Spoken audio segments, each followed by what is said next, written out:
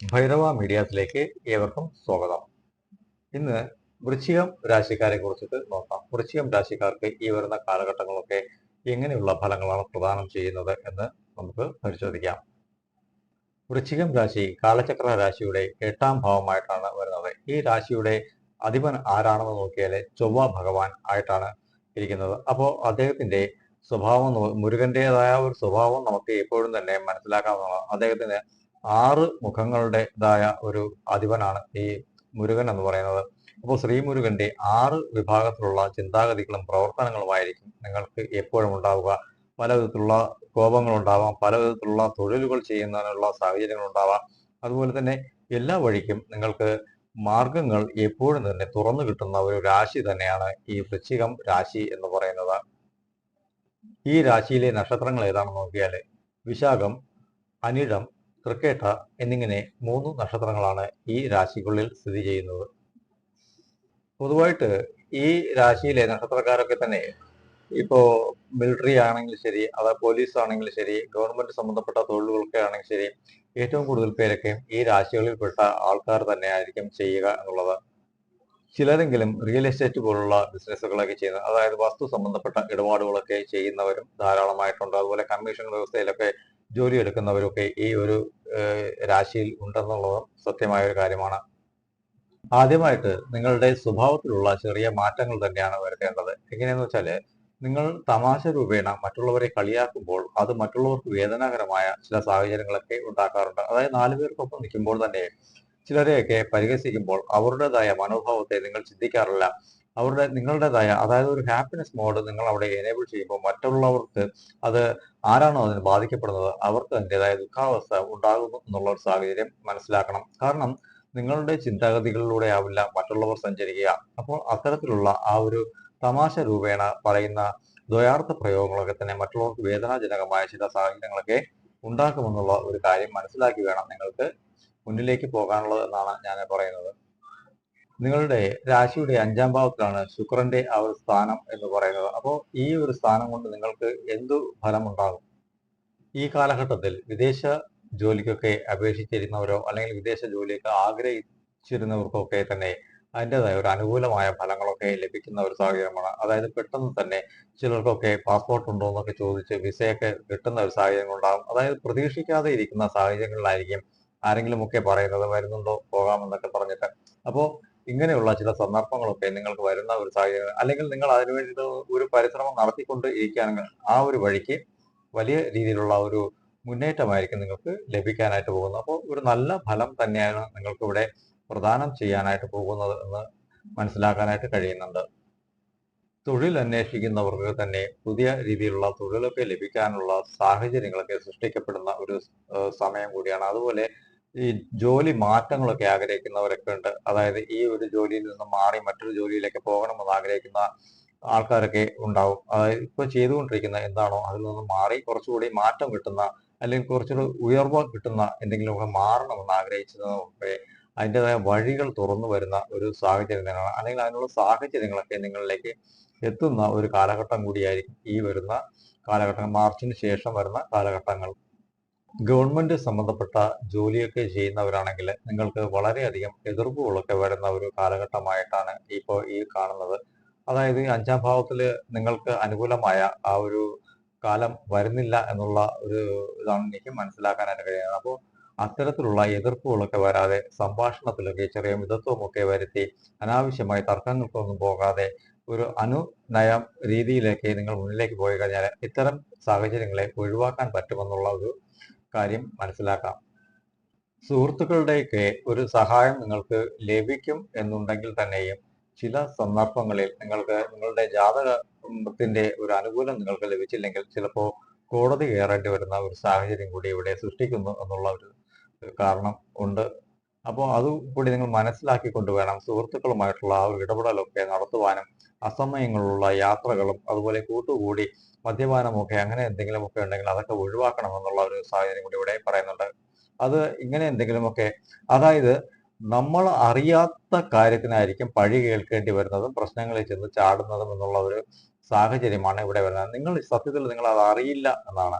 അവിടെ എന്താണ് സംഭവിച്ചത് എന്നൊരു കാര്യം നിങ്ങൾക്കറിയില്ല. പക്ഷേ ഈ എന്തെങ്കിലും പ്രശ്നത്തിൽ അതിൻ്റെതായ പേര് വരുന്നത് നിങ്ങളുടെ പേരായിരിക്കും. അപ്പോൾ ഈ കാലഘട്ടങ്ങൾ ഈ മാർച്ചിന് ശേഷം വരുന്നുണ്ട് എന്നുള്ള ഒരു മുൻ കരുതലാണ് ഞാൻ നിങ്ങൾക്ക് പറയുന്നത്. അപ്പോൾ ഈ ഒരു സാഹചര്യത്തെ മനസ്സിൽ നിർത്തിക്കൊണ്ട് വേണം എല്ലാ കാര്യത്തിലും ഇടപെടുവാനായിട്ട്. അതാണ് ഞാൻ നേരത്തെ പറഞ്ഞത്, അസമയങ്ങളിലുള്ള യാത്രകളൊക്കെ ഒഴിവാക്കണം. ഇപ്പൊ നൈറ്റ് ഷോക്കൊക്കെ പോയിട്ടൊക്കെ വരുന്ന ആൾക്കാരാണെങ്കിൽ അതൊക്കെ പരമാവധി ഒഴിവാക്കണം. തൊഴിൽ സംബന്ധപ്പെട്ട രീതിയിലൊക്കെ ആണെങ്കിൽ പോലും വളരെയേറെ കരുതലോടുകൂടി തന്നെയാണ് നൈറ്റ് വർക്കൊക്കെ ചെയ്യേണ്ടത്. അപ്പോൾ ഒരുപാട് കരുതൽ എടുക്കേണ്ട ഒരു കാലഘട്ടമാണ്. സംഭാഷണം, അതുപോലെ നമ്മുടെ പ്രവർത്തനം, ചിന്തകൾ, അതായത് കുടുംബമൊക്കെ ഉണ്ടെങ്കിൽ അതിൻ്റെതായ ഒരു ചിന്താഗതിയിലൂടെ വേണം കാര്യങ്ങളൊക്കെ നീക്കിക്കൊണ്ട് പോകുവാനായിട്ട്. ഒരു ഫോൺ സംഭാഷണമാണെങ്കിൽ നിങ്ങൾ റെക്കോർഡ് ചെയ്ത് സൂക്ഷിക്കണമെന്നുള്ള ഒരു മുന്നറിയിപ്പ് ഞാൻ നിങ്ങൾക്ക് തരികയാണ്. ഡോക്യുമെന്റേഷൻ പരമായ എന്തെങ്കിലും കാര്യത്തിൽ പോയി ഇടപെടുകയാണെങ്കിൽ അതൊക്കെ നിങ്ങളെ വളരെയേറെ ജാഗ്രതയോടുകൂടി റെക്കോർഡിക്കലായിട്ട് എല്ലാം പരിശോധിച്ച് നോക്കിയിട്ട് മാത്രമായിരിക്കണം ഒരു കാര്യം ചെയ്യാനായിട്ട്. അത് ജാമ്യപരമായ രീതിയിൽ സുഹൃത്തുക്കൾ ചേർന്ന് എന്തെങ്കിലുമൊക്കെ വ്യവസ്ഥകളൊന്നും പോയി കൈവച്ചു കൊടുക്കരുത്. അതൊക്കെ നിങ്ങൾക്ക് പണി കിട്ടുന്ന ഒരു കാലമാണ്. പൊതുവിൽ നല്ലതാണ് എന്നിരുന്നാൽ പോലും നിങ്ങളുടേതായ പ്രശ്നങ്ങളല്ലാതെ നിങ്ങൾ പ്രശ്നത്തിൽ ചെന്ന് ചാടുമെന്നാണ് ഞാൻ ഈ പറയുന്നത്. അപ്പോൾ നിങ്ങളുടേതായ ഒരു വിശ്വാസത്തെ, അല്ലെങ്കിൽ നിങ്ങളുടേതായ ഒരു കഴിവിനെ, നിങ്ങളുടേതായ ഒരു എടുത്തുചാട്ടത്തെ മറ്റുള്ളവർ മുതലാക്കുന്നു എന്ന ഒരു തിരിച്ചറിവ് നിങ്ങൾക്ക് വേണം. അപ്പോൾ ഇവിടെ ആണെന്നോ പെണ്ണെന്നോ ഉള്ള വ്യത്യാസങ്ങളില്ല. കുടുംബപരമായിട്ട് ജീവിക്കുമ്പോൾ അതിൻ്റെതായ രീതിയിൽ എല്ലാം പ്രാക്ടിക്കലായിട്ട് ചിന്തിച്ച് മുന്നിലേക്ക് പോകണം. ഗ്രഹങ്ങൾ അനുവദിക്കുന്നില്ല നിങ്ങളെ നല്ല രീതിക്ക് പോകുവാനായിട്ട്. അപ്പോൾ നമ്മൾ തന്നെയാണ് ചിന്തയിൽ മാറ്റം വരുത്തേണ്ടത്. നെഗറ്റീവ് പറയുന്നു എന്ന് കരുതി നിങ്ങൾ വിഷമിക്കരുത്. കാരണം എന്താണെന്ന് വെച്ച് കഴിഞ്ഞാൽ ഉള്ള കാര്യം പറയുക എന്നുള്ളതാണ് എൻ്റെ ഒരു രീതി. ഞാൻ അതുകൊണ്ട് തന്നെയാണ് ഈ ഭൈരവ മീഡിയ എന്ന ഒരു ചാനൽ തുടങ്ങിയത്. കാരണം കാലഭൈരവ സ്വാമിയുടെ ആ ഒരു നാമത്തിൽ, അഷ്ടഭൈരവന്റെ ആ ഒരു നാമത്തിലാണ് ഞാൻ ഇത് ചെയ്യുന്നത്. അപ്പം ഭൈരവമൂർത്തിക്ക് കള്ളം, ചതി, വഞ്ചന അങ്ങനെയുള്ള കാര്യങ്ങളൊന്നുമില്ല. നടക്കുന്നത് നടക്കും, നടക്കാത്തത് നടക്കില്ല എന്ന് തന്നെയായിരിക്കും അദ്ദേഹത്തിൻ്റെതായ ഒരു രീതിയിൽ അദ്ദേഹം എന്നെ കൊണ്ട് പറയിപ്പിക്കുക. അപ്പോൾ അതുകൊണ്ട് തന്നെ നിങ്ങളെ സുഖിപ്പിച്ചുകൊണ്ട് എനിക്കൊന്നും തന്നെ നേടുവാനായിട്ട് ഇല്ല. അപ്പോൾ അതുകൊണ്ട് നെഗറ്റീവ് പറയുന്നു എന്ന് കരുതി ആരും തെറ്റിദ്ധരിക്കേണ്ട. കാരണം നമ്മുടേതായ ചിന്തകളിൽ മാറ്റമുണ്ടെങ്കിൽ മാത്രം നമുക്ക് വിജയിക്കാമെന്നുള്ള ഒരു കാര്യമാണ്.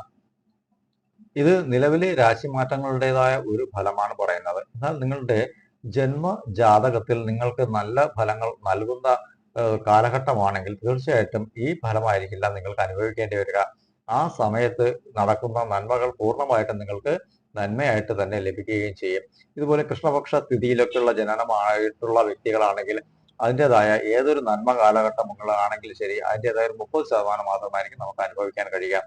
വെളുത്ത പക്ഷ തിഥിയിലുള്ള ജനനമൊക്കെ ആണെങ്കിൽ അവർക്ക് ഏതൊരു മോശകരമായ കാലഘട്ടത്തിലും അവർക്ക് ഒരു 60% നന്മകൾ അനുഭവിക്കാൻ പറ്റുന്ന ഒരു സാഹചര്യമാണ്. അപ്പോൾ നിങ്ങളുടെ ജന്മ ജാതകം ഇപ്പോൾ ഏത് ദശയാണോ നടക്കുന്നത്, അല്ലെങ്കിൽ ഏത് ദശയുടെ അപഹാരമാണോ നടക്കുന്നത്, അതിന്റെ ഫലമനുസരിച്ചുള്ള കാര്യങ്ങൾ മാത്രമായിരിക്കും നിങ്ങളുടെ ജീവിതത്തിൽ നടക്കുക. ലഗ്നാലുള്ള കാര്യങ്ങളിൽ വ്യത്യാസമുണ്ട് എന്നുള്ളതാണ്. ഈ പ്രവചനം കോമൺ ആയിട്ടുള്ള ഒരു പ്രവചനമാണ്. അത് ഇന്ന രാശി മാറുമ്പോൾ ഈ ഗ്രഹത്തിന് ഇത്തരത്തിലുള്ള ഫലങ്ങളായിരിക്കും ആ ഗ്രഹത്തിലുള്ള ആൾക്കാർക്ക് പ്രദാനം ചെയ്യാൻ കഴിയുക എന്നൊരു അറിവാണ് ഞാൻ നൽകുന്നത്. ഞാനെന്നല്ല, എല്ലാ ജ്യോതിഷികളും അങ്ങനെ തന്നെയാണ് പറയുന്നത്. അപ്പോൾ കോടാനുകോടി വരുന്ന ജനങ്ങളുടേതായ ഒരു ഫലമായിരിക്കും വരിക. അപ്പോൾ വ്യക്തിപരമായ രീതിയിൽ നിങ്ങൾ നോക്കുകയാണെങ്കിൽ സ്വയ ജാതകം അടുത്തുള്ള ആരെങ്കിലും കാണിച്ച് പരിശോധിച്ച് നിലവിലുള്ള സമയത്തെ മനസ്സിലാക്കണമെന്നാണ് പറയുന്നത്. കാരണം തുല്യ നീതിയോടുകൂടി ഒക്കെ മുന്നിലേക്ക് പോകണം. അല്ലെങ്കിൽ എത്രത്തോളം അധ്വാനം കൊടുക്കുന്നുവോ അത്രത്തോളം പ്രവർത്തനത്തിന്റെ മികവ് നേടുവാൻ കഴിവുള്ളവരായതുകൊണ്ട് തന്നെയാണ് ഞാൻ ഈ പറയുന്നത്. അതായത് തേളിൻ്റെതായ ഒരു സ്വഭാവ ഗുണമാണ് നിങ്ങളുള്ളത്. അത് പെൺ തേളിൻ്റെതായ ആ ഒരു ഗുണഭാവങ്ങളാണ് നിങ്ങൾക്ക് എപ്പോഴും ഉള്ളതെന്നുള്ളത് തന്നെ ഞാൻ ഈ പറയുന്നത്. 5ാം ഭാവത്തിനുള്ളിൽ തന്നെ ശനി ഭഗവാനും കൂടി സഞ്ചരിക്കുന്നതുകൊണ്ട് തന്നെ നിങ്ങൾ എന്തൊക്കെ ഒരു പ്രവർത്തനത്തിൽ ഇറങ്ങിയാലും വളരെയധികം മുന്നേറ്റങ്ങൾക്ക് ലഭിക്കുന്ന ഒരു കാലഘട്ടം കൂടി ആയിട്ടാണ് വരുന്നത്. അതായത് മാർച്ച് 29 ശേഷം അനുകൂലമായ ചില ഫലങ്ങളൊക്കെ നിങ്ങൾക്ക് ഉണ്ടാകുമെന്നുള്ളതിന് സംശയമൊന്നുമില്ല. അപ്പോൾ ഏത് ഒരു വഴിക്ക് ആണെങ്കിൽ തന്നെ ഞാൻ നേരത്തെ പറഞ്ഞതുപോലെ സ്വഭാവത്തിന്റെ രീതിയിലുള്ള മാറ്റങ്ങൾ കൂടി വരുത്തി വേണം. കാര്യം നിങ്ങളെ കുറിച്ചിട്ട് ചിന്തിച്ച് മുന്നിലേക്ക് പോകണമെന്നാണ് പറയുന്നത്. അപ്പോൾ അങ്ങനെ വരുമ്പോഴായിരിക്കും നമുക്ക് ഈ പറയുന്ന രാശിഘട്ടങ്ങൾ എവിടെ മാറി നിന്നാലും ശരി നമുക്ക് മുന്നേറ്റത്തോടുകൂടി വരുവാനുള്ള ഒരു സാഹചര്യം നമുക്ക് ഉണ്ടാക്കിയെടുക്കുവാനായിട്ട് കഴിയുക. അതുകൊണ്ട് തന്നെ അങ്ങനെ ഒരു ചിന്തയിൽ പോയി കഴിഞ്ഞാൽ ഇപ്പോൾ തന്നെ നിങ്ങളുടെ കുട്ടികളുടേതായ പഠന ചിലവിനൊക്കെ ആയിട്ട് ധാരാളം പണമൊക്കെ വേണ്ടി വരുന്ന ഒരു സാഹചര്യമാണ്. അപ്പോൾ അതിനൊക്കെയുള്ള മാർഗങ്ങളൊക്കെ നിങ്ങൾക്ക് നേടാൻ കഴിയും. കുടുംബപരമായ രീതിയിലുള്ള ആ ഒരു തടസ്സങ്ങളൊക്കെ മാറുവാനും ഉള്ള സമ്പത്തുപരമായ രീതിയിലുള്ള മുന്നേറ്റത്തിനുള്ള വഴിയൊക്കെ മാർച്ച് 29 ശേഷം നിങ്ങൾക്ക് ലഭിക്കുന്നതാണ്. ഇപ്പോൾ ഈ പറയുന്നത് അത്രയും തന്നെ ശുക്രഭഗവാന്റെ രാശിയുടെ മാറ്റത്തെ കുറിച്ചിട്ടാണ് പറയുന്നത്. അപ്പോൾ തീർച്ചയായിട്ടും 125 ദിവസം നിങ്ങൾക്ക് വളരെയധികം നല്ല ഫലമാണ് പ്രദാനം ചെയ്യാനായിട്ട് പോകുന്നത് ശുക്രഭഗവാൻ. അപ്പോൾ ഈ പറയുന്ന കാലഘട്ടത്തിൽ നന്മ ലഭിക്കണമെങ്കിൽ ഈ വരുന്ന പ്രശ്നങ്ങളെ കുറിച്ചിട്ടൊക്കെ ഞാൻ പറഞ്ഞിട്ടുണ്ട്.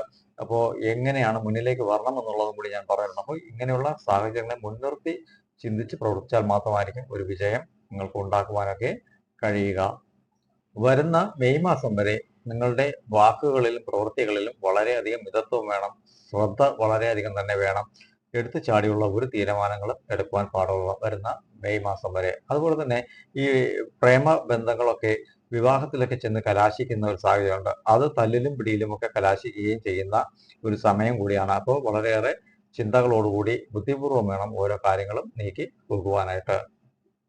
ഈ വൃശ്ചികം രാശിയിൽ പിറന്ന ചിലരുടെയെങ്കിലും മക്കളുടെ വിവാഹത്തിന്റെ കാര്യത്തിനെ ഓർത്ത് വളരെയേറെ ദുഃഖാവസ്ഥയിലിരിക്കുന്നു എങ്കിൽ മാർച്ചിന് ശേഷം അതിൻ്റെതായ വഴികൾ തുറക്കുകയും അതിൻ്റെതായ ചർച്ചകൾ നടക്കുകയും വിവാഹം നടക്കുകയും ചെയ്യുന്ന ഒരു സമയം കൂടിയാണ്. അപ്പോൾ അതുകൊണ്ട് തന്നെ നിങ്ങൾ വിഷമിക്കേണ്ട.